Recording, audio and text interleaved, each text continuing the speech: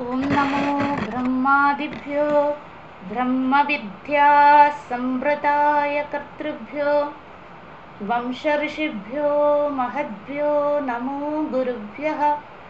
सर्वोपप्लवरहितः प्रज्ञानघनः प्रत्यगर्थो ब्रह्मैवाहमस्मि।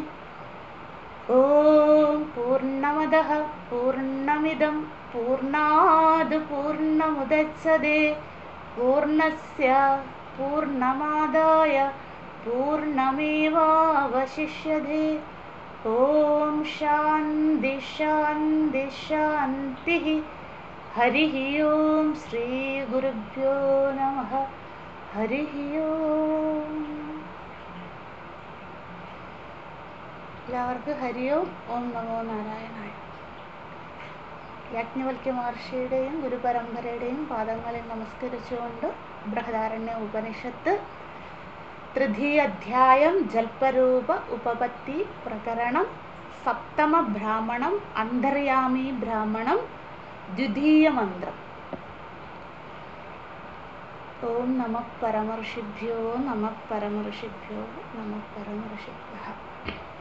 സഹോവാച വായുർവൈ ഗൗതമാ തത്സൂത്രം വായുനാ വൈ ഗൗതമാ സൂത്രേണ അയം ച ലോകഃ പരശ്ച ലോകഃ സർവാണി ച ഭൂതാനി സംതൃപ്താനി ഭവന്തി തസ്മാദ് വൈ ഗൗതമാം പുരുഷം പ്രേതം ആഹുഃ വസ്രം സിഷദ് അസ്യ അംഗാനി ഇതി വായുനാ ഹി ഗൗതമാം സൂത്രേണ സംതൃപ്താനി ഭവന്തി ഇതി ഏവമേവ ഏതത് യാജ്ഞവൽക്യ അന്തര്യാമിണം ബ്രൂഹി ഇതി. യാജ്ഞവൽക്യ മഹർഷിയോട് ഓരോ ചോദ്യകർത്താക്കളായിട്ടുള്ള സംവാദ രൂപത്തിലുള്ള ആഖ്യായികയാണ് ജൽപരൂപ ഉപപത്തി പ്രകരണം. 9 ബ്രാഹ്മണങ്ങളായിക്കൊണ്ട് ഇതിൽ പ്രഥമ ബ്രാഹ്മണം അന്തര്യാമി ബ്രാഹ്മണം പ്രഥമ ബ്രാഹ്മണ അശ്വല ബ്രാഹ്മണം, ദ്വിതീയ ബ്രാഹ്മണ ആർത്തഭാഗ ബ്രാഹ്മണം, തൃതീയ ബ്രാഹ്മണം ഭുജു ബ്രാഹ്മണം, ചതുർത്ഥ ബ്രാഹ്മണം ഉഷസ്ഥ ബ്രാഹ്മണം, പഞ്ചമ ബ്രാഹ്മണം കഹോല ബ്രാഹ്മണം, ഷഷ്ട ബ്രാഹ്മണം ഗാർഗി ബ്രാഹ്മണം, സപ്തമ ബ്രാഹ്മണം അന്തര്യാമി ബ്രാഹ്മണം. അന്തര്യാമി ബ്രാഹ്മണത്തിൽ അന്തര്യാമി എന്നതാണ് പ്രധാന ചർച്ചാ വിഷയം. അതുകൊണ്ടാണ് ഈ ബ്രാഹ്മണത്തിന് ചോദ്യകർത്താക്കളുടെ പേര് മുമ്പ് ബ്രാഹ്മണങ്ങളിൽ ഉപയോഗിച്ചതുപോലെ ഇവിടെ പരാമർശിക്കാത്തത്. ആരുണി അല്ലെങ്കിൽ ഉദ്ദാലക ബ്രാഹ്മണെന്നോ ഗൗതമ ബ്രാഹ്മണെന്നോ അല്ലെ ആരുണി ബ്രാഹ്മണമെന്നോ ഒക്കെ ഇടായിരുന്നു. പക്ഷെ അത് യാജ്ഞവൽക്യ മഹർഷി അങ്ങനെ ചെയ്തില്ല. കാരണം അന്തര്യാമിയെക്കുറിച്ചുള്ള ചർച്ചയാണ് 23 മന്ത്രങ്ങളിലും ഉള്ളത്. അങ്ങനെ ഉദ്ദാലകൻ ചോദ്യം ചോദിക്കുന്നു, എന്താണ് അന്തര്യാമി എന്ന്. ഗന്ധർവൻ പ്രവേശിച്ച കഥയൊക്കെ നമ്മൾ കണ്ടതാണ്, അതിലേക്ക് ഇനി പോകുന്നില്ല. അപ്പോൾ ആ സഭാമണ്ഡപം, ജനക മഹാരാജാവ് അധ്യക്ഷനായിരിക്കുന്ന സഭാമണ്ഡപം നമ്മുടെ മനസ്സിൽ ഓർമ്മ വരിക. ആഖ്യായിക തുടരുകയാണ്. സഹോവാച വായുർവൈ ഗൗതമാ തത്സൂത്രം വായുനാ വൈ ഗൗതമാ സൂത്രേണ അയം ച ലോകഃ പരശ്ച ലോകഃ സർവാണി ച ഭൂതാനി സംതൃപ്താനി ഭവന്തി.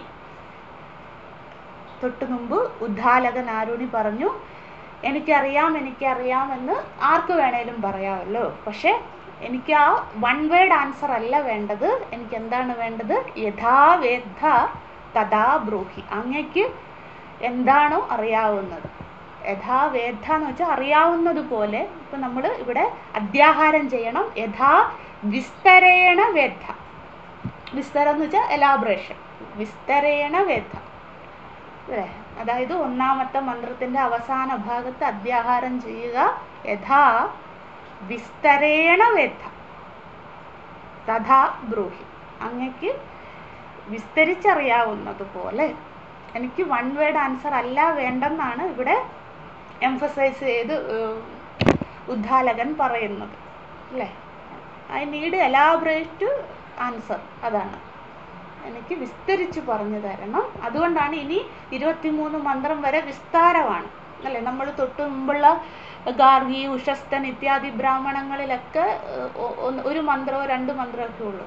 ഇവിടെ നമ്മൾ പഠിക്കുന്ന ഈ 9 ബ്രാഹ്മണങ്ങളിൽ ഏറ്റവും അധികം മന്ത്രമുള്ളത് അന്തര്യാമി ബ്രാഹ്മണത്തിലാണ്. അതുകൊണ്ടാണ് നമ്മൾ വിസ്തരേണ വേദ, വിസ്തരേണ എന്ന് വെച്ചാൽ വിസ്തരിച്ചുകൊണ്ട് എന്നുള്ള അർത്ഥം. അതാണ് വിസ്തരേണ എന്ന് ഉപയോഗിക്കുന്നത്. അപ്പം 23 മന്ത്രങ്ങൾ ഉള്ളത് കൊണ്ടാണ് വിസ്തരേണ എന്ന വാക്ക് അധ്യാഹാരം ചെയ്തത്. എനിക്ക് വിസ്തരിച്ച് മാത്രമേ ഉത്തരം വേണ്ടൂ. എന്തുകൊണ്ട് വിസ്തരേണ എന്നുള്ള വാക്ക് ഉപയോഗിക്കുന്നില്ല, പക്ഷെ നമ്മൾ എന്തുകൊണ്ട് അധ്യാഹാരം ചെയ്തു? തൊട്ടു മുമ്പുള്ള ഉദ്ദാലകന്റെ ആ ഒരു പരിഹാസത്തോടു കൂടിയുള്ള പറച്ചിൽ കൊണ്ട് അല്ലേ. എന്തായിരുന്നു പരിഹാസം? യോവാ ഇതം കച്ചിത് ബ്രൂയാത് വേദ വേദ ഇതി. അതായത് എനിക്കറിയാമെന്ന് എല്ലാവർക്കും പറയാമല്ലോ. അങ്ങേക്ക് അറിയാമെങ്കിൽ അതിൻ്റെ വിസ്താരമാണ് ആവശ്യം. അങ്ങനെ യാജ്ഞവൽക്യ മഹർഷി ഉദ്ദാലകനോട് വിസ്തരിച്ചു പറയുകയാണ്, അങ്ങ് ചോദിച്ചല്ലോ ആരാണ് സൂത്രാത്മ അല്ലെങ്കിൽ അന്തര്യാമി എന്ന്. അതിന് ഉത്തരം പറഞ്ഞു തുടങ്ങുകയാണ്. അല്ലയോ ഗൗതമ, എല്ലാ ലോകങ്ങളെയും സൂത്രം പോലെ കോർത്തിരിക്കുന്ന ആ പരമാത്മാവിനെ തന്നെയാണ് അന്തര്യാമി എന്ന് വിളിക്കുന്നത്. അത് തന്നെയാണ് വായു. വായു എന്ന് വെച്ചാൽ നമ്മൾ കണ്ടിരുന്നു എന്തായിരുന്നു? പഞ്ചപ്രാണൻ, സമഷ്ടി പഞ്ചപ്രാണൻ, എല്ലാ ജീവചരാചരങ്ങളിലും കുടികൊള്ളുന്ന ആ പ്രാണതത്വം പരമാത്മ അല്ലേ. ഇപ്പം നമ്മുടെ ഉള്ളിലൊക്കെ ഈശ്വരനുണ്ട്. എങ്ങനെ ഈശ്വരൻ വിളങ്ങുന്നു? പ്രാണരൂപത്തിൽ അല്ലേ. നമുക്ക് ഉച്ഛ്വാസം നിശ്വാസം ചെയ്യുന്ന ആ ചേതന തത്വ രൂപത്തിൽ ഈശ്വരൻ എല്ലാവരിലും വിളങ്ങുന്നു. അതുകൊണ്ട് ആദ്യം പ്രാണതത്വം, കാരണം നമുക്ക് അതില്ലേ നിലനിൽപ്പില്ല. അതുകൊണ്ടാണ് ആദ്യം പ്രാണനെ കുറിച്ച് പറയുന്നത്. ഇനി ഓരോ സൃഷ്ടിയിൽ ഈശ്വരനെ കാണാൻ അതാണ് അന്തര്യാമി എന്ന് പറഞ്ഞു കൊടുക്കുകയാണ് ഇനിയുള്ള ഭാഗങ്ങളിൽ. തസ്മാത് വൈ ഗൗതമ പുരുഷം പ്രേതം ആഹുഹു വസം സൃഷത് അസ്യ അംഗാനി ഇതി. തസ്മാത് വൈ വേദ. തസ്മാത് എന്ന് വെച്ചാൽ therefore എന്നാണ്, അതുകൊണ്ട് എന്ന് വെച്ചാൽ വായുഹു. തസ്മാത് വായുഹു, അവിടെ അധ്യാഹാരം ചെയ്യണം. തസ്മാതിൻ്റെ കൂടെ വായുഹു. വായു എന്ന് വെച്ചാൽ സമഷ്ടിപ്രാണൻ, പരമാത്മാ, ഈശ്വരൻ അല്ലെ, കൃഷ്ണൻ, രാമൻ എന്നൊക്കെ വിളിക്കുന്ന ആ തത്വം. അത് തസ്മാത്. തസ്മാന്ന് വെച്ചാൽ വായുഹു വൈ ഗൗതമ, അതുകൊണ്ട് അല്ലയോ ഗൗതമ, വായുവാകുന്നു എന്ത്? എല്ലാ ലോകങ്ങളിലും സൂത്രാത്മാ രൂപത്തിൽ അന്തര്യാമി രൂപത്തിൽ വ്യാപിച്ചിരിക്കുന്ന ആ വായു തത്വം തന്നെയാണ് നീ ചോദിച്ച അന്തര്യാമി അല്ലെ, നീ ചോദിച്ച സൂത്രാത്മ. അത് ഇത്രയേ ഉള്ളൂ. കോംപ്ലിക്കേറ്റഡ് ഒന്നും ആക്കണ്ട, ഇത്രയും മാത്രം മനസ്സിലാക്കിയാൽ മതി. എന്താണോ ഉദ്ദാലകൻ ചോദിച്ചത് അതിനെ അന്തര്യാമി എന്ത്? അത് യാജ്ഞവൽക്യ മഹർഷി പറയുന്നു, അന്തര്യാമി വേറെ ആരുമല്ല, വായു രൂപത്തിൽ വ്യാപിച്ചിരിക്കുന്ന പരമാത്മാവാകുന്നു. അത്രയേ ഉള്ളൂ ഉത്തരം. എന്നിട്ട് അതിൻ്റെ വിസ്താരം പറയുന്നു. പുരുഷം പ്രേതം ആഹുഹു. പുരുഷൻ എന്ന് വെച്ചാൽ ഇവിടെ ജീവാത്മാ എന്നാണ് അർത്ഥം. ഈ സന്ദർഭത്തിൽ ഈ കോണ്ടസ്റ്റിൽ പുരുഷം എന്ന വാക്കിൻ്റെ അർത്ഥം ജീവാത്മ അല്ലെ. ഒരു സന്ദർഭത്തിനനുസരിച്ച് അർത്ഥം മാറുമല്ലോ. ഇവിടെ ജീവാത്മ. കാരണം എന്തുകൊണ്ട്? പ്രേതമാകൂ എന്നുള്ള അടുത്ത പദം ഉള്ളത് കൊണ്ട് പരമാത്മാവിന് പ്രേതം ബാധിക്കില്ല. പ്രേതം എന്ന് വെച്ചാൽ ശരീരം ഉപേക്ഷിക്കുന്ന അവസ്ഥ, സ്ഥൂല ശരീരം വിട്ടുപോകുന്ന അവസ്ഥയാണ് പ്രേതം എന്ന് പറയുന്നത്. ഈശ്വരന് അതില്ല, ആ അവസ്ഥയില്ലല്ലോ. നമുക്കൊക്കെയാണുള്ളത് അല്ലേ.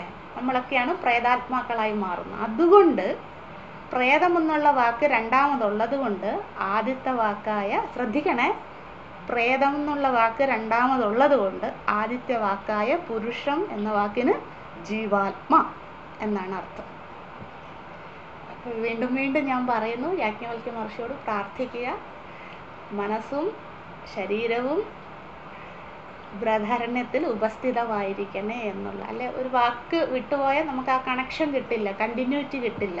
അതുകൊണ്ട് പ്രാർത്ഥനയോടെ ഇരിക്കുക. പുരുഷം പ്രേതം ആഹുഹു വ്യസംശിഷത് അസ്യ അംഗാനി ഇതി. അതുകൊണ്ട് അല്ലയോ ഗൗതമ, ഈ പുരുഷന്റെ, അതായത് ജീവാത്മാക്കളുടെ ശരീരത്തിൽ നിന്നും പ്രേതമാകും, അതായത് ശരീരത്തിൽ നിന്നും ജീവൻ വിട്ടുപോയാൽ അവരെയാണ്, ആ അവസ്ഥയാണ് മരണം. അപ്പം സ്ഥൂല ശരീരത്തിൽ നിന്നും, നമ്മുടെയൊക്കെ ശരീരത്തിൽ നിന്ന് ഈ പ്രാണൻ അങ്ങോട്ട് പോയി കഴിഞ്ഞാൽ നമ്മൾ ആരായി മാറി?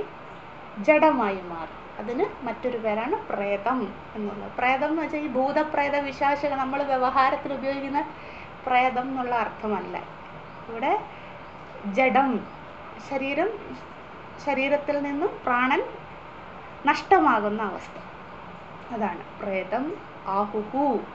അതായത് ആ ശരീരത്തിൽ ജീവൻ വിട്ടുപോയി ജീവാത്മാക്കളുടെ ശരീരം പ്രേതമാകുന്ന ആ സമയത്ത് എന്താണ് സംഭവിക്കുന്നത്? വ്യസ്രംസിഷത്. അപ്പോഴെന്താണ്? അവരുടെ ശരീരം വ്യസ്രംസിഷത് എന്ന് വെച്ചാൽ ചലനമറ്റതാകുന്നു. വ്യസ്രംസിഷത് എന്ന വാക്കിന് പ്രവർത്തനരഹിതം, ചലനമറ്റത്, ഈ രണ്ടർത്ഥമുണ്ട്. അയഞ്ഞുപോയി എന്നാണ് മൃഡാനന്ദ സാഹുജിയുടെ പുസ്തകം, മലയാളം പുസ്തകമുള്ള ഒരു പേജ് 243 249. അതിൽ വേർഡ് ബൈ വേർഡ് മീനിങ്ങിൽ വ്യസ്രംസിഷത എന്നാണ് കേട്ടോ. അവിടെ ഒരു ചന്ദ്രക്കല ഇടുക. വ്യസ്രംസിഷത് എന്നാണ്. വ്യസ്രംസിഷത് അല്ലേ? നമ്മൾ ഇത് പാരായണം ചെയ്തപ്പോൾ പറഞ്ഞിരുന്നു ഗാന്ധീവം സംസ്കൃതി എന്നുള്ളത്. അതായത് അർജുനൻ 1-ാം അധ്യായത്തിൽ പറയുന്നുണ്ട്, എൻ്റെ കയ്യിൽ നിന്നും ഗാന്ധീവം എന്ന് വെച്ചാൽ അർജുനൻ്റെ വില്ല് അയഞ്ഞു പോകുന്നു, ഊരിപ്പോകുന്നു, എൻ്റെ കയ്യിൽ നിന്നും പോകുന്നു. എനിക്ക് അല്ലേ കൗരവരെ കണ്ടിട്ട് യുദ്ധം ചെയ്യാൻ പറ്റുന്നില്ല. കാരണം എന്താണ്? എൻ്റെ ബന്ധുമിത്രാദികളാണ് അല്ലേ, എൻ്റെ ഗുരുനാഥനാണ്, എൻ്റെ പിതാമഹനാണ് എൻ്റെ മുന്നിൽ നിൽക്കുന്നത്. ഞാൻ അവരോട് എങ്ങനെ യുദ്ധം ചെയ്യും അല്ലേ? എനിക്ക് പറ്റില്ല എന്ന് അർജുനൻ ഭഗവാനോട് പറയുമ്പോൾ അർജുനൻ പറയുന്നല്ലോ, ഏറ്റവും ശ്രേഷ്ഠമായ എൻ്റെ ഗാന്ധീവം പോലും എൻ്റെ കയ്യിൽ നിന്നും, ഗാന്ധീവം സംസ്കൃതി എൻ്റെ കയ്യിൽ നിന്ന് അയഞ്ഞു പോവുക, ഊരിപ്പോവുക. അതായത് എനിക്കത് പ്രവർത്തിക്കാൻ പറ്റുന്നില്ല എന്നുള്ള അതിൻ്റെ അതേ അർത്ഥമാണ് വ്യസ്രംസിഷത് എന്നുള്ളത്. ഉപസർഗപൂർവ്വ സംസ്കൃഷത് എന്ന വാക്ക്, അതായത് കാൺ മൂവെന്നുള്ള അർത്ഥമാണ്. അത് ഒട്ടും പ്രവർത്തിക്കാൻ പറ്റാത്തുള്ള, അതാണ് വ്യസ്രംസിഷത് എന്ന വാക്കിൻ്റെ അർത്ഥം. ഒന്ന് പ്രവർത്തനരഹിതം അല്ലേ, രണ്ട് ചലനമറ്റത്, അതായത് ഡെഡ് ബോഡി ആകുക അല്ലേ, ചലനമറ്റുക എന്നുള്ള അർത്ഥം. അതാണ് ഒരു അവയവങ്ങളും ഒരു ഇന്ദ്രിയങ്ങളും പ്രവർത്തിക്കുക, അതായത് നമ്മുടെ ശരീരത്തിൽ നിന്നും പ്രാണം വിട്ടുപോയി നമ്മൾ ജഡമാകുന്ന ആ അവസ്ഥ. അപ്പോൾ അവർക്ക് എന്താണ്? അവരുടെ ശരീരം പ്രേതമാണ് അല്ലേ, ചലനമറ്റതായി സ്ഥൂല ശരീരം പ്രവർത്തിക്കാൻ പറ്റാത്ത ആ ജീവാത്മാവ് അസ്യ അംഗാനി ഇതി. അപ്പോൾ അല്ലയോ ഗൗതമ, അവരുടെ ശരീരത്തിൽ നിന്നും പ്രാണൻ പോയ ശേഷം ഒരു ജീവനെ, അതായത് പുരുഷനെ, ജീവാത്മാവിനെ പറ്റി പറയുമ്പോൾ അവരുടെ ശരീരം എന്താണ്? അവരുടെ അവയവങ്ങളൊക്കെ ചലനമറ്റതാണ് എന്നാണ്. അവരുടെ അംഗങ്ങൾ, അതായത് അവരുടെ ഓരോ ഭാഗങ്ങളും എങ്ങനെയുള്ളതാണ്? വായു അങ്ങോട്ട് പോയി കഴിഞ്ഞാൽ പിന്നെ ചലനമറ്റതാകുന്നു എന്നാണ് പറയുന്നത്. അതുകൊണ്ട് വായുനാഹി ഗൗതമ സൂത്രേണ സംതൃപ്താനി ഭവന്തി ഇതി. വായുനാ ഹി ഗൗതമ അന്വയിക്കുമ്പോൾ ഗൗതമ എന്നുള്ള വാക്ക് ആദ്യം വരണം. ഹി ഗൗതമ, അല്ലയോ ഗൗതമ. ഈ ഗൗതമ എന്ന് വിളിക്കുന്ന എന്തിനാണ്? അതായത് ഒരു കാര്യം ഗുരുകുല സമ്പ്രദായത്തിലെ പഠന രീതിയിൽ ഗുരുനാഥൻ ഒരു കാര്യം ശ്രദ്ധയോടുകൂടി ശിഷ്യൻ കേൾക്കണമെങ്കിൽ ഒന്നെങ്കിൽ ശിഷ്യൻ്റെ പേര് വിളിക്കും, അല്ലെങ്കിൽ സൗമ്യ എന്നോ എന്തേലും ചെല്ലപ്പേരുകൾ വിളിക്കും. അത് വിളിക്കുന്നതിൻ്റെ കാരണം ശ്രദ്ധിക്കണേ എന്ന് പറയുകയാണ്. അതുകൊണ്ടാണ് ഈ പേര് ആവർത്തിച്ചു പറയുന്നത്. അതായത് ഞാൻ പറയുന്ന കാര്യം നീ ശ്രദ്ധിച്ച് കേൾക്കണേ. ആ ശ്രദ്ധ കേൾക്കുന്നയാൾക്ക് ഉണ്ടാകാൻ വേണ്ടിയാണ് കേൾക്കുന്നയാളുടെ പേര് പറയുന്നയാൾ വിളിക്കുന്നത്, അല്ലേ? അപ്പോൾ ഗൗതമ ഗൗതമ ഗൗതമ എന്ന് പറയുമ്പോൾ എന്താണ്? അല്ലയോ ഗൗതമ, അല്ലെങ്കിൽ ഉദ്ദാലക, നീ ശ്രദ്ധിച്ച് കേൾക്കണേ. വീണ്ടും വീണ്ടും എന്നോട് ചോദ്യം ചോദിച്ചുകൊണ്ട് വരരുത്, ഞാൻ വിസ്തരിച്ച് പറഞ്ഞു തരികയാണ്. അപ്പോൾ നീ അത് ശ്രദ്ധിച്ച് കേൾക്കണേ, അല്ലാണ്ട് ഇനി പറഞ്ഞുകൊണ്ട് വരരുത്. എന്താണ്? ഗന്ധർവർ ഇതല്ല എൻ്റെ അടുത്ത് ഉത്തരം പറഞ്ഞു തന്നത്, അല്ലെങ്കിൽ ഗന്ധർവൻ വേറെ രീതിയിലാണ് പറഞ്ഞു തന്നതെന്നൊന്നും തർക്കിക്കാൻ എൻ്റെ അടുത്ത് വരരുതേ.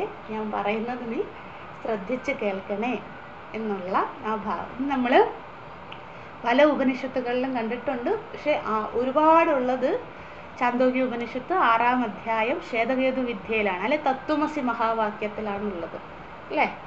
9 തവണ തത്വമസി ആവർത്തിക്കുമ്പോഴും ശ്വേതകേതുവിനെ ഉദ്ദാലക മഹർഷി, ഹേ സൗമ്യ, സദൈവ സൗമ്യം ഇതമഗ്ര ആസീത് ഏകമേവ അദ്വിതീയം, അല്ലേ? സദൈവ സൗമ്യ സദൈവ സൗമ്യ സദൈവ സൗമ്യ എന്ന് ആവർത്തിക്കുന്നു. സത്ത് മാത്രമേ ഉള്ളൂ സൗമ്യ, നീ കേൾക്കണേ. കാരണം എന്താണ്? അവിടെ ആവർത്തിച്ചത് 12 കൊല്ലം ശ്വേതകേതു ഗുരുകുലത്തിൽ പഠിച്ചിട്ട് ഒന്നും പഠിച്ചില്ല, വെറുതെ 12 വർഷം കളഞ്ഞു. അതുകൊണ്ട് ഞാൻ നിനക്ക് വീണ്ടും പറഞ്ഞു തരുക, നീ കേൾക്കണേ, ശ്രദ്ധിക്കണേ, അതുപോലെ തന്നെയാണ് ഇവിടെയും. നീ ശ്രദ്ധിക്കണേ എന്നുള്ള ആ ഒരു എന്താ പറയുക, താക്കീതെന്നോ മുന്നറിയിപ്പെന്നോ അല്ലെ വാണിംഗ് എന്നോ എന്തൊക്കെ വേണേലും പറയാം. അതാണ് ഇവിടെ ഗൗതമ എന്നുള്ള ആ ആവർത്തിച്ചുള്ള പേരുവിളിയിലുള്ള നമ്മൾ മനസ്സിലാക്കേണ്ടത്. വായുനാഹി ഗൗതമ, അല്ലയോ ഗൗതമ, അല്ലയോ ഉദ്ദാലക. വായുനാഹി, അതായത് വായുവാകുന്നു. വായു എന്ന് വെച്ചാൽ പരമാത്മാ, സർവവ്യാപിയായിരിക്കുന്ന ആ പ്രാണതത്വമാകുന്നു. സൂത്രേണ സംതൃപ്താനി ഭവന്തി ഇതി.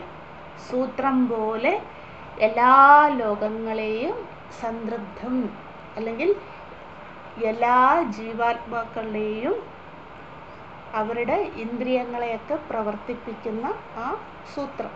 ഇപ്പം നമ്മുടെ ഓരോ അവയവങ്ങൾ എടുത്താൽ മതി, അല്ലേ? നമ്മുടെ തലനാര് മുതൽ ശരീരത്തിൻ്റെ എല്ലാ ഭാഗങ്ങളും കണക്ട് ചെയ്ത് അല്ലേ?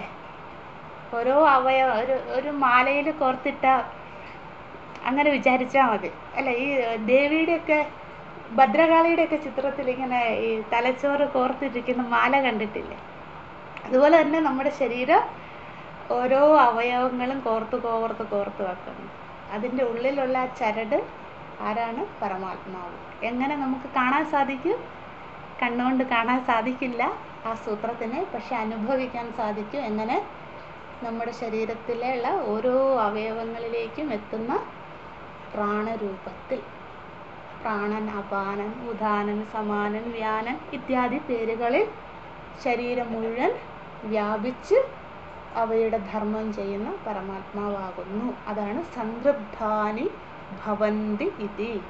അതായത് ജീവൻ്റെ ഈ ചലനരഹിതമാകുന്നതിന് മുമ്പുള്ള, അല്ലെങ്കിൽ പ്രേതമാകുന്നതിന് മുമ്പ് ഉള്ള നമ്മുടെ ഈ സ്ഥൂല ശരീരം ഉണ്ടല്ലോ, ആ ജീവൻ്റെ ശരീരത്തിലെ അംഗങ്ങളെയൊക്കെ ചേർത്ത് കോർക്കുന്ന സംതൃപ്താനി ഭവന്തി.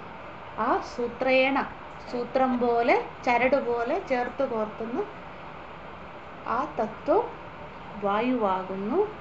ആ വായുവിനെ തന്നെയാണ് അന്തർയാമി എന്ന് മറ്റൊരു പേരിൽ ശാസ്ത്രം വിളിക്കുന്നത്. അല്ലയോ ഗൗതമ, ഏവമേവ ഏതത് യാജ്ഞവൽക്യ അന്തർയാമിണ ബ്രൂഹി ഇതി. അതായത് ഏവമേവ ഏത്, അത് ഗൗതമന്റെ ഡയലോഗാണ്. അടുത്ത വാക്ക് ഏവമേവ ഏതത് യാജ്ഞവൽക്യ, അല്ലയോ യാജ്ഞവൽക്യ മഹർഷേ. വേണ്ടവരവിടെ അടയാളപ്പെടുത്തിക്കോളൂ. ഗൗതമ ഉവാച, അതായത് ഉദ്ദാലകന്റെ സംഭാഷണമാണ്. എന്തു പറയുന്നു? അല്ലയോ യാജ്ഞവൽക്യ, ഏവം ഏവ ഏതത് അന്തർയാമിണം ബ്രൂഹി. അല്ലയോ യാജ്ഞവൽക്യ മഹർഷേ, ഏവമേവ ഏതത്, അങ്ങ് പറഞ്ഞ ഈ പോയിന്റിനെ ഞാൻ അംഗീകരിക്കുന്നു. അങ്ങ് പറഞ്ഞ ഉത്തരത്തിനോട് എനിക്കൊരു പ്രതികൂലവുമില്ല, അനുകൂലിക്കുന്നു. അതാണ്, ഞാൻ അതിനെ അനുകൂലിക്കുന്നു, അങ്ങ് പറഞ്ഞതിനെ ഞാൻ അംഗീകരിക്കുന്നു. പക്ഷേ അന്തര്യാമിണം ബ്രൂഹി, അവിടെയും വേണ്ടവർ എഴുതിക്കോളൂ. അന്തര്യാമിണം വിസ്തരേണ ബ്രൂഹി. ഇത് ഭാഷ്യത്തിലുള്ളതാണ്, ഭഗവത്പാദരുടെ ഭാഷ്യത്തിലുള്ളതാണ്. അന്തര്യാമിണം വിസ്തരേണ ബ്രൂഹി. അതായത് പരമാത്മാവ് തന്നെയാണ് വായു തത്വം എന്ന് പറഞ്ഞിട്ട് ഞാൻ അതിനെ അനുകൂലിക്കുന്നു. പക്ഷെ എനിക്ക് ആ ഉത്തരം മാത്രം പോരാ, എനിക്ക് എന്ത് വേണം? അന്തര്യാമിയെക്കുറിച്ച് കുറച്ചും കൂടെ ഡീറ്റെയിൽഡ് എലാബറേഷൻ ആവശ്യമാണ്. എനിക്ക് വിസ്തരേണ ബ്രൂഹി, എനിക്ക് വിസ്തരിച്ച് ബ്രൂഹി പറഞ്ഞു തന്നാലും എന്ന് വീണ്ടും ഉദ്ദാലകൻ അല്ലെങ്കിൽ ഗൗതമൻ ചോദ്യം ചോദിക്കുകയാണ് യാജ്ഞവൽക്യ മഹർഷി. അതുകൊണ്ടാണ് ആ ഭാഗം ഗൗതമൻ്റെ സംഭാഷണമാണ് നമ്മൾ പറഞ്ഞത്. ഏവം അംഗീകാരം, ഞാൻ അതിനെ അംഗീകരിക്കുന്നു. എന്തിനെ? ഈ എല്ലാ ജീവന്റെയും അവയവങ്ങൾ പ്രവർത്തിപ്പിക്കുന്ന പരമാത്മാവ് വായു രൂപത്തിൽ സ്ഥിതി ചെയ്യുന്നു എന്ന് ഞാൻ അംഗീകരിക്കുന്നു. പക്ഷേ ഏവമേതത് യാജ്ഞവൽക്യ, അല്ലയോ യാജ്ഞവൽക്യ മഹർഷേ, പക്ഷേ എനിക്ക് എന്ത് വേണം? ഞാൻ ചോദിച്ച അന്തര്യാമിയെക്കുറിച്ച് വിസ്തരേണ ബ്രൂഹി, വിസ്തരിച്ച് എനിക്ക് പറഞ്ഞു തരണം. ഒരു പക്ഷേ തൊട്ടു മുമ്പ് സൂത്രേണ സംതൃപ്താനി എന്നല്ലേ പറഞ്ഞുള്ളൂ, സൂത്രാത്മാവിനെ കുറിച്ചല്ലേ പറഞ്ഞുള്ളൂ. അന്തര്യാമി എന്നുള്ള വാക്ക് യാജ്ഞവൽക്യ മഹർഷി പ്രയോഗിക്കാത്തത് കൊണ്ടായിരിക്കാം ഗൗതമൻ തെറ്റിദ്ധരിക്കുകയാണ്. സൂത്രത്തിനെ കുറിച്ച് അറിയാം, അന്തര്യാമിയെ കുറിച്ച് അറിയില്ല യാജ്ഞവൽക്യ മഹർഷി. അതുകൊണ്ട് സൂത്രാത്മാവിനെ കുറിച്ച് അങ്ങ് പറഞ്ഞ ഉത്തരത്തെ ഞാൻ അംഗീകരിക്കുന്നു. പക്ഷെ എനിക്ക് ആ ഉത്തരം മാത്രമല്ല വേണ്ടത്, എനിക്ക് അന്തര്യാമിയെക്കുറിച്ച് ഉള്ള മറുപടി വിസ്തരിച്ച് വേണം. അതുകൊണ്ട് അങ്ങ് ഇനിയും പറയാൻ പോകുന്നത് അന്തര്യാമിയെക്കുറിച്ചായിരിക്കണം, അതാണ് എനിക്ക് കേൾക്കേണ്ടത് എന്ന് ഗൗതമൻ പറയുകയാണ്. അപ്പം ഇനി അന്തര്യാമിയെക്കുറിച്ച് പറയുകയാണ്. ഇനി എളുപ്പമാണ്, നമുക്ക് വേഗം വേഗം പോകാം, കാരണം നമുക്ക് അറിയാവുന്നതാണ്. അതായത് സൂത്രാത്മാ വേറെയല്ല, അന്തര്യാമി വേറെയല്ല, ബ്രഹ്മൻ വേറെയല്ല, പരമാത്മാ വേറെയല്ല, കൃഷ്ണൻ രാമൻ എന്ത് പേര് വിളിച്ചോ ഇതെല്ലാം വേറെയല്ല, ഒരു തത്വമാണെന്ന് നമുക്കറിയാം. പക്ഷെ ഗൗതമന് അത് അറിയുവാനുള്ള അധികാരമില്ല, ശ്രദ്ധയില്ല, സാധനനിഷ്ഠ സമ്പത്തിയില്ല. അതുകൊണ്ട് ഗൗതമൻ വീണ്ടും ചോദിക്കുകയാണ്. അതിനുള്ള വിസ്താരം നമുക്ക് അതിലേക്ക് പോകാം. മൂന്നാമത്തെ മന്ത്രം, തൃതീയ മന്ത്രം.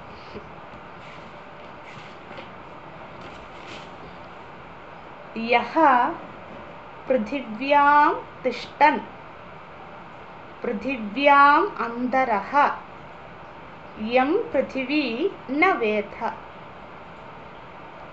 യം പൃഥിവി ന വേദ, യസ്യ പൃഥിവീ ശരീരം, യഹ പൃഥിവീം അന്തരഃ, അന്തരോ എന്നുള്ളത് മാറ്റി വിസർഗാക്കുക, പൃഥിവീം മകാരം ഉണ്ട് അവിടെ, പൃഥിവീം അന്തരഃ, പൃഥിവീം വീം ഒരു പൂജ്യം ഇടുക, പൃഥിവീം അന്തരഃ, പൃഥിവീം അന്തരഃ യമയതി, ഏഷദ ആത്മാ അന്തര്യാമി, അന്തര്യാമി അമൃതഃ, അന്തര്യാമി അന്തര്യാമി അമൃതഃ. രണ്ട് വാക്കാണ് സമസ്തപദമായിട്ട് എഴുതിയിരിക്കുന്നതേ ഉള്ളൂ.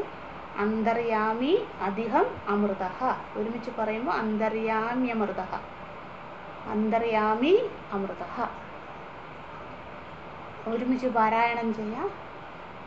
യഹ പൃഥിവ്യാം തിഷ്ഠൻ പൃഥിവ്യാം അന്തരഃ യം പൃഥിവീ ന വേദ, യസ്യ പൃഥിവീം ശരീരം, യഹ പൃഥിവീം അന്തരഃ യമയതി, ഏഷദ ആത്മാ അന്തര്യാമി അമൃതഃ. യഹ പൃഥിവ്യാം തിഷ്ഠൻ പൃഥിവ്യാം അന്തരഃ യം പൃഥിവീ ന വേദ, യസ്യ പൃഥിവീ ശരീരം, യഹ പൃഥിവീം അന്തരഃ യമയതി ഏഷദ ആത്മാ അന്തര്യാമി അമൃതഃ. ഇനി എല്ലായിടത്തും അന്തര്യാമി അമൃതഃ അന്തര്യാമി അമൃതഃ എന്നുള്ള റിപ്പീറ്റഡാണ്, ഇനി വരുന്ന റിപ്പീറ്റേഷനാണ്. അതായത് യാജ്ഞവൽക്യ മഹർഷി ഗൗതമന് ആവർത്തിച്ച് എന്താണ് അന്തര്യാമി എന്നതുകൊണ്ട് ഉദ്ദേശിക്കുന്ന, ശാസ്ത്രം അന്തര്യാമി എന്നതുകൊണ്ട് ഉദ്ദേശിക്കുന്ന എന്തിനെയാണ് അല്ലെ ആരെയാണ് എന്ന് ആവർത്തിച്ച് പറഞ്ഞു കൊടുക്കുകയാണ്. അപ്പം ഗൗതമൻ്റെ ആ ഗർവത്തെയും കുറച്ച് കൊണ്ടൊരു അറിവിനെയും കൂട്ടി കൊണ്ടുവരികയാണ് യാജ്ഞവൽക്യ മഹർഷി ചെയ്യാൻ പോകുന്നത്. നമുക്ക് അതിലേക്ക് പോകാം. യഹ പൃഥിവ്യാം തിഷ്ഠൻ പൃഥിവ്യാം അന്തരഃ. യഹ എന്ന് വെച്ചാൽ ഇതിലുണ്ട് യാതൊരുവൻ എന്നാണ്, ഇവിടെ ഏതൊന്നിനാൽ എന്നാണ്, അതായത് ഏതൊരു തത്വത്തിനാൽ. യാതൊരുവൻ എന്ന് പറഞ്ഞാൽ ഈശ്വരൻ, ഏതൊരു ഈശ്വരനാണോ ആണോ. അപ്പോൾ ഇവിടെ വേർഡ് ബൈ വേർഡ് മീനിങ്ങിൽ യഹ എന്നുള്ള വാക്കിൻ്റെ അർത്ഥം പേജ് 250 അതിൽ മലയാളം പുസ്തകത്തിലെ യാതൊരുവൻ എന്നാണ്. അപ്പോൾ നമ്മളത് മനസ്സിലാക്കണം. ഏതൊരുവൻ എന്ന് വെച്ചാൽ എവിടെയോ ഉള്ള ഒരാളെന്നല്ല അർത്ഥം, ഏതൊരു പരമാത്മാവിനാലാണോ അല്ലെങ്കിൽ ഏതൊരു തത്വത്തിനാലാണോ ഇതാണ് യഹ പരമാത്മ. അല്ലെങ്കിൽ ആ ഒരു ഭാവനയോടുകൂടി വേണം ആ അർത്ഥത്തെ മനസ്സിലാക്കുവാൻ. അല്ല ഏതൊരു ശക്തിയിനാലാണോ, യഹ ശക്തിയാന്നും പറയാം, ഏതൊരു ശക്തിയിനാലാണോ അല്ല ഏതൊരു തത്വത്തിനാലാണോ. പൃഥിവ്യാം തിഷ്ഠൻ, പൃഥിവി എന്ന് വെച്ചാൽ ഭൂമി, പൃഥിവ്യാം തിഷ്ഠൻ ഭൂമിയിൽ അല്ലേ എല്ലാ ജീവചരാചരങ്ങളും നിലനിൽക്കാൻ. തിഷ്ഠൻ എന്ന് വെച്ചാൽ തിഷ്ഠതി എന്ന് വെച്ചാൽ ഇരിക്കുക എന്നുള്ള അർത്ഥമാണ്. നമ്മളിവിടെ ആ വേർഡ് മീനിങ് എടുക്കരുത്. തിഷ്ഠൻ എന്ന് വെച്ചാൽ നിലനിൽക്കുക, ടു സസ്റ്റെയിൻ എന്നുള്ള അർത്ഥം എടുക്കണേ. തിഷ്ഠൻ അതായത് ഏതൊരു ശക്തി കൊണ്ടാണോ അല്ലെങ്കിൽ ഏതൊരു തത്വത്തിനാലാണോ അല്ലെ ഏതൊരുവനാലാണോ ഏതൊരു ഈശ്വരനാലാണോ ഈ പൃഥിവി നിലനിൽക്കുന്നത്. ഇതാണ് പൃഥിവ്യാം തിഷ്ഠൻ, ഈ ഭൂമി നിലനിൽക്കുന്നത്. അപ്പോൾ നമ്മളവിടെ ഗൂഢാർത്ഥം എടുക്കണം. ഗൂഢാർത്ഥം എന്ന് പറഞ്ഞാൽ അതിൻ്റെ ലക്ഷ്യം, അതിൻ്റെ ഉള്ളിലെ ഇന്നർ മീനിങ് എന്താണ്. പൃഥിവി ഉണ്ടായത് അല്ലെ, ഉണ്ടാകാതെ എങ്ങനെ നിലനിൽക്കുക അല്ലെ. തിഷ്ഠൻ എന്നുള്ള വാക്കിന് നമ്മൾ നിലനിൽക്കുക എന്ന് പറഞ്ഞു, ഉണ്ടാകാത്തത് എങ്ങനെ നിലനിൽക്കാൻ സാധിക്കും. അപ്പം നമ്മളവിടെ എന്ത് മനസ്സിലാക്കണം, ഏതൊരു ശക്തി കൊണ്ടാണോ പൃഥിവി ഉണ്ടായത്, ഭൂമി ഉണ്ടായ അല്ലെങ്കിൽ സൃഷ്ടി ഉണ്ടായത്, ആ പൃഥിവി നിലനിൽക്കുന്നത് അല്ലേ. സൃഷ്ടിസ്ഥിതി അത് ഇവിടെ പറഞ്ഞിട്ടില്ല യാജ്ഞവൽക്യ മഹർഷി, പക്ഷെ നമ്മളത് മനനം ചെയ്യുമ്പോൾ ഓർക്കണം, ഉണ്ടാകാതെ നിലനിൽപ്പില്ല അല്ലേ. നമ്മൾ ഭൂമിയിൽ ജീവിക്കുന്നു, നമ്മൾ ഉണ്ടായത് കൊണ്ടല്ലേ അല്ലേ. കോമൺ സെൻസ് നമുക്കറിയാവുന്ന കാര്യമാണ്, പക്ഷെ ഇവിടെ പറയാത്തത് കൊണ്ട് മനനം ചെയ്യുമ്പോൾ ഓർക്കണം അത്. അതുകൊണ്ട് ഓർമ്മിപ്പിച്ചു എന്നേ ഉള്ളൂ. യഹ പൃഥിവ്യാം തിഷ്ഠൻ, അതായത് ഏതൊരു ശക്തി കൊണ്ടാണോ ഈ ഭൂമി ഉണ്ടായത്, ഈ ഭൂമി നിലനിൽക്കുന്നത് അല്ലെ, ഈ ഭൂമിയെ സൃഷ്ടിച്ചതാരോ അല്ലെ ഈ ഭൂമിയെ പരിപാലിക്കുന്നതാരോ, അതാരാണ്. പൃഥിവ്യാം അന്തരഃ, അത് ഈ ഭൂമിയുടെ ഉള്ളിൽ തന്നെ ഉള്ള ഒരാളാണ് എന്ന് ഗൗതമനോട് പറയുക. അത് ഭഗവാൻ ഭൂമിയെ സൃഷ്ടിച്ചിട്ട് ഭൂമിയുടെ വെളിയിൽ പോയിട്ട് വേറൊരു ലോകത്ത് അല്ലെ കൈലാസത്തിലോ അല്ലെ സാകേതത്തിലോ വൈകുണ്ഠത്തിലോ പോയിട്ട് വേറൊരു ലോകത്ത് പോയി മൂപ്പര് ഇതെല്ലാം ചെയ്ത് ഭൂമിയൊക്കെ സൃഷ്ടിച്ചിട്ട് മാറിപ്പോയിരിക്കുകയല്ല. പൃഥിവ്യാം അന്തരഃ, ഭഗവാൻ ആരാണോ സൃഷ്ടിച്ചത് ആ സൃഷ്ടിച്ചയാള് ഈ ഭൂമിയുടെ ഉള്ളിൽ തന്നെ ഉണ്ട്. അന്തരഃ അതായത് ഭൂമിയിൽ നിന്നും വെളിയിലല്ല. അപ്പം നമ്മളെയൊക്കെ സൃഷ്ടിച്ച അച്ഛനമ്മമാർ അല്ലേ, അവർ നമ്മുടെ ഉള്ളിൽ തന്നെ ഉണ്ടല്ലേ, അവരുടെ DNA തന്നെയല്ലേ നമുക്കും. അവർ ശരീരം ഉപേക്ഷിച്ച് പോയാലും അവരുടെ സൂക്ഷ്മാംശം നമ്മളിൽ നിലനിൽക്കുന്നില്ലേ. അതുപോലെ തന്നെ നമ്മുടെയൊക്കെ സൃഷ്ടിച്ച ഈ പരമാത്മാവ് എല്ലാ സൃഷ്ടിയും നടത്തി അതിനെ പരിപാലിച്ചിട്ട് അതിൻ്റെ ഉള്ളിൽ തന്നെയുണ്ട്. ഇത് നമ്മൾ പഠിച്ചിട്ടുണ്ട്, അനേന ജീവേന ആത്മനാ അനുപ്രവേശ്യ നാമരൂപേ വ്യാകരവാണി. ചാന്തോക്യ ഉപനിഷത്ത് 6.1.1 6.1.1 ചാന്തോക്യം സാമവേദം അല്ലേ. അനേന ജീവേന ആത്മന, വേണ്ടവർ എഴുതിക്കൊള്ളു, ആ മന്ത്രം അത്ര ഇമ്പോർട്ടൻ്റ് ആണ്. അനേന ജീവേന ആത്മനാ, അനേന ജീവേന ആത്മനാ അനുപ്രവേശ്യ, അനേന ജീവേന ആത്മനാ അനുപ്രവേശ്യ നാമരൂപേ നാമരൂപേ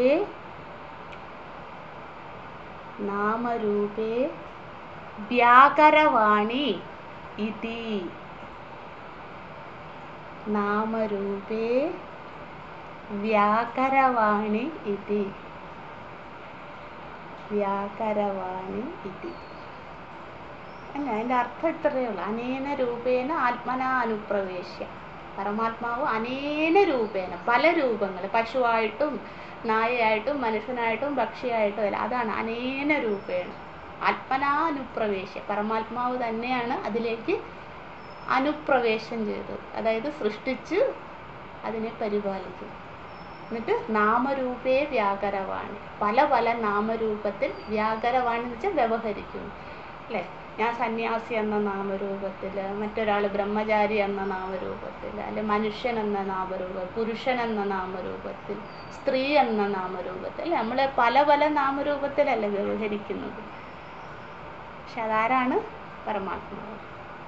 അത് തന്നെ ഇവിടെ പറയുന്നു അല്ലേ. ബൃഹദാരണ്യത്തിൽ വേറൊരു രൂപത്തിൽ, ചാന്തോക്യത്തിൽ വേറൊരു രൂപത്തിൽ പറയുന്നേ ഉള്ളൂ. അത് ഇവിടെ യഹ പൃഥിവ്യാം തിഷ്ടൻ പൃഥിവ്യാം അന്തരഹ, അതാണ് അന്തരഹ, അതാണ് ആത്മനാ അനുപ്രവേശ്യം അല്ലേ. നമുക്കറിയാമല്ലോ അല്ലേ, ബൃഹദാരണ്യം മനന പ്രധാനമാണ്. അതുകൊണ്ട് നമ്മൾ പഠിച്ചതെല്ലാം ഇടയ്ക്കിടയ്ക്ക് ഇങ്ങനെ റെഫറൻസ് വന്നുകൊണ്ടേയിരിക്കും. അപ്പോൾ ആ ഒരു സ്വീകരിക്കാനുള്ള മനസ്സോടുകൂടി ഇരിക്കുക അല്ലേ. അന്തരഹ എന്ന് വെച്ചാൽ ആത്മനാ അനുപ്രവേശ്യം.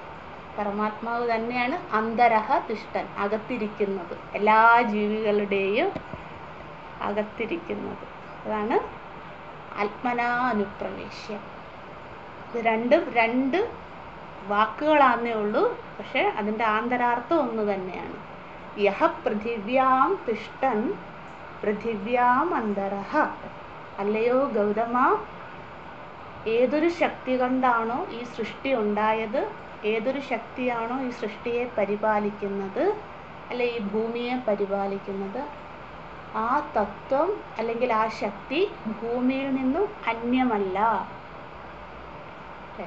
ഭൂമിയിൽ വായു രൂപത്തിൽ വ്യാപിച്ചിരിക്കുന്നു, ആ ചൈതന്യം തന്നെയാണ്. യം പൃഥിവി ന വേദ യസ്യ പൃഥിവീം ശരീരം. പക്ഷെ അതൊന്നും ആരും അറിയുന്നില്ല. നിനക്കറിയില്ല ഗൗതമ, പരമാത്മാവ് കൊണ്ടാണ് സൃഷ്ടി ഉണ്ടായത് എന്ന് നീ അറിയുന്നില്ല. പക്ഷെ നീ അത് അറിയണം. എങ്ങനെ അറിയണം? യസ്യ പൃഥിവീ ശരീരം, ഈ ഭൂമിയുടെ ശരീരം. ഭൂമിയുടെ ശരീരം വെച്ചാൽ നമ്മളെ പോലെ ഈ തൊലിയും അവയവങ്ങളും കണ്ണും മൂക്കും ഒക്കെ ഉള്ള ശരീരവും നല്ല ഇവിടെ ഉദ്ദേശിക്കുന്നത്. ഈ ഭൂമി മുഴുവൻ, ഈ പ്രകൃതി അല്ലേ, അതാണ് ഇവിടെ ശരീരം എന്നതുകൊണ്ട് ഉദ്ദേശിക്കുന്നത്. ആ പ്രകൃതിക്കുള്ളിൽ നമ്മുടെയൊക്കെ ശരീരത്തിനുള്ളിൽ അല്ലേ ആമാശയമുണ്ട്, അല്ലെ ലിവറുണ്ട്, കിഡ്നി ഉണ്ട്, ഇതൊക്കെ ഉള്ളതുപോലെ തന്നെ ഈ ഭൂമിയാകുന്ന ശരീരത്തിൻ്റെ ഉള്ളിൽ പക്ഷിയുണ്ട്, മൃഗമുണ്ട്, മനുഷ്യനുണ്ട്, മറ്റ് ചരാചരങ്ങളൊക്കെ ഉണ്ട്. അതാണ് ഇവിടെ ഉദ്ദേശിക്കുന്നത്. യസ്യ പൃഥിവീം ശരീരം, ഈ ഭൂമിയുടെ ശരീരത്തിൻ്റെ ഉള്ളിൽ, അതായത് ഭൂമിക്കുള്ളിൽ, യം പൃഥിവീം അന്തരഹ യമയതി. അല്ലയോ ഗൗതമ, ഈ പൃഥിവിയുടെ ഉള്ളിൽ, എല്ലാ ഈ ശരീരത്തിൻ്റെ ഉള്ളിൽ എന്തൊക്കെ അവയവങ്ങളുണ്ടോ അതുപോലെ തന്നെ ഈ ഭൂമിയുടെ ഉള്ളിൽ എന്തെല്ലാം ജീവചരാചരങ്ങളുണ്ടോ അതിൻ്റെയൊക്കെ അന്തരഹ യമയതി, അതിനെയൊക്കെ പരിപാലിക്കുന്നത് ആരാകുന്നു? ഏഷത ആത്മാ അന്തര്യാമി. അതിനെയാണ് ഗൗതമ അന്തര്യാമി എന്ന് വിളിക്കുന്നത്. ഒന്നുകൂടെ പറയാ, ശ്രദ്ധിക്കണേ. ഈ പൃഥിവിയെ സൃഷ്ടിച്ചത്, പൃഥിവിയെ പരിപാലിക്കുന്നത്, പൃഥിവിയുടെ ഉള്ളിൽ എന്തൊക്കെ ജീവചരാചരങ്ങളുണ്ടോ അവയും പരിപാലിക്കുന്നു അല്ലേ? യമയതി, യമയതി എന്നുള്ള വാക്ക് റിപ്പിറ്റേഷൻ അല്ലേ? ഒന്നാമത്തെ മന്ത്രത്തിലുണ്ട്.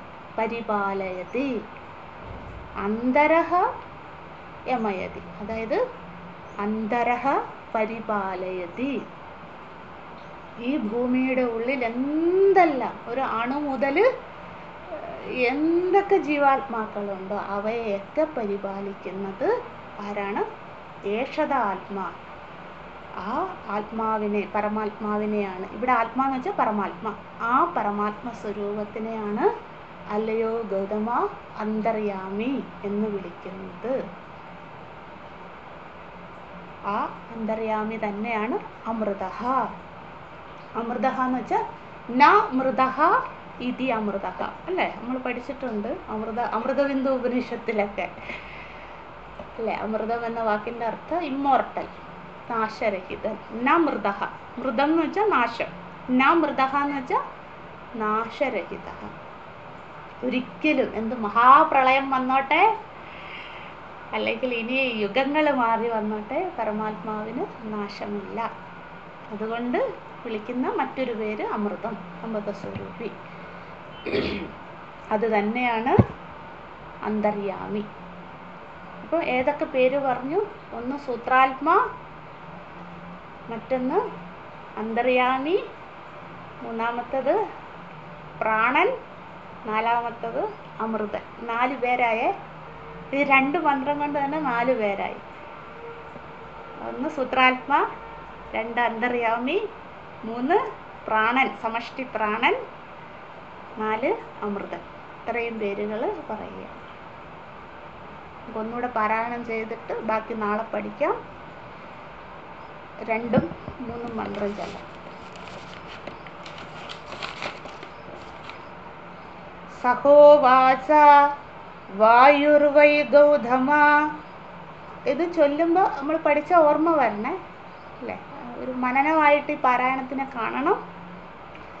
സഹോവാച വായുർവൈ ഗൗതമ തത്സൂത്രം വായുന വൈ ഗൗതമ സൂത്രേണ അയം ജലോകഃ പരശ്ചലോകഃ സർവാണി ച ഭൂതാനി സന്ദൃഗ്ധാനി ഭവന്തി തസ്മാദ് വൈ ഗൗതമ പുരുഷം പ്രേതം ആഹുഃ വ്യസ്രംശിഷത് അസ്യ അംഗാനി ഇതി വായുനാ ഹി ഗൗതമ സൂത്രേണ സന്ദൃഗ്ധാനി ഭവന്തി ഇതി ഏവമേവ ഏതത് യാജ്ഞവൽക്യ അന്തര്യാമിണം ബ്രൂഹി ഇതി.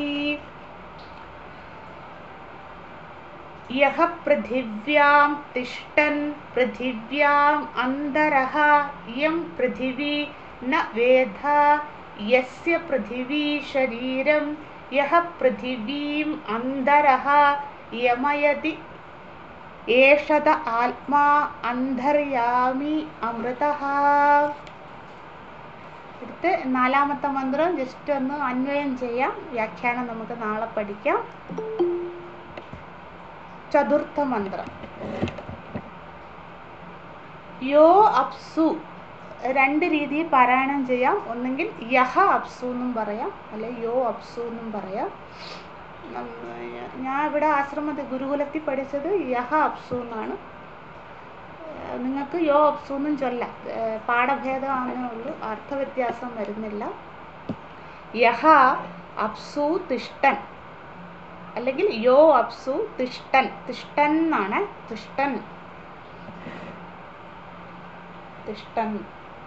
തൊട്ട് മുമ്പ് കണ്ടോ മന്ത്രം 3 തിഷ്ഠൻ, അതുപോലെ തന്നെ മന്ത്രം 4 തിഷ്ഠൻ. അദ്ഭ്യഃ, അദ്ഭ്യഃ അന്തരഃ യം ആപഃ, യം ആപഃ യമാപോ എന്നാണ് യം അധികം ആപഹ. ആപം എന്ന് വെച്ചാൽ ജലം. ആപഹ യം ആപഹ ന വിദുഹു യസ്യ ആപഹ. യസ്യ ആപഹ ശരീരം. യസ്യ ആപഹ ശരീരം. യഹ ആപഹ. യഹ ആപഹ അന്തരഃ. യഹ ആപഹ അന്തരഃ യമയതി. യമയതി ഏഷദാത്മാ അന്തര്യാമി അമൃതഃ. ഒന്നുകൂടെ പറയാ. യഹ അപ്സുഹു തിഷ്ഠൻ അദ്ഭ്യഃ അന്തരഃ യം ആപഹ ന വിദുഹു യസ്യ ആപഹ ശരീരം. യഹ ആപഹ അന്തരഃ യമയതി ഏഷദാത്മാ അന്തര്യാമി അമൃതഃ. യഹ അപ്സു തിഷ്ഠൻ അദ്ഭ്യഃ അന്തരഃ യം ആപഹ ന വിദുഹു യസ്യ ആപഹ ശരീരം. യഹ ആപഹ അന്തരഃ യമയതി ഏഷദാത്മാ അന്തര്യാമി അമൃതഃ. യഹ അപ്സു തിഷ്ഠൻ അദ്ഭ്യഃ അന്തരഃ യം ആപഹ ന വിദുഹു യസ്യ ആപഹ ശരീരം. യഹ ആപഹ അന്തരഃ യമയതി ഏഷദ ആത്മാ അന്തര്യാമി അമൃതഃ. ഓം നമോ ബ്രഹ്മാദിഭ്യോ ബ്രഹ്മവിദ്യാ സംവൃതായ കർത്തൃഭ്യോ വംശഋഷിഭ്യോ മഹദ്ഭ്യോ നമോ ഗുരുഭ്യഃ. സർവോപപ്ലവരഹിതഃ പ്രജ്ഞാനഘനഃ പ്രത്യഗർത്ഥോ ബ്രഹ്മൈവാഹമസ്മി. ഓം പൂർണ്ണമദഃ പൂർണ്ണമിദം പൂർണ്ണാത് പൂർണ്ണമുദച്യത്തെ പൂർണ്ണസ്യ പൂർണ്ണമാദായ പൂർണ്ണമേവാവശിഷ്യത്തെ. ഓം ശാന്തി ശാന്തി ശാന്തിഃ. ഹരിഃ ഓം ശ്രീ ഗുരുഭ്യോ നമഃ. ഹരിഃ ഓം.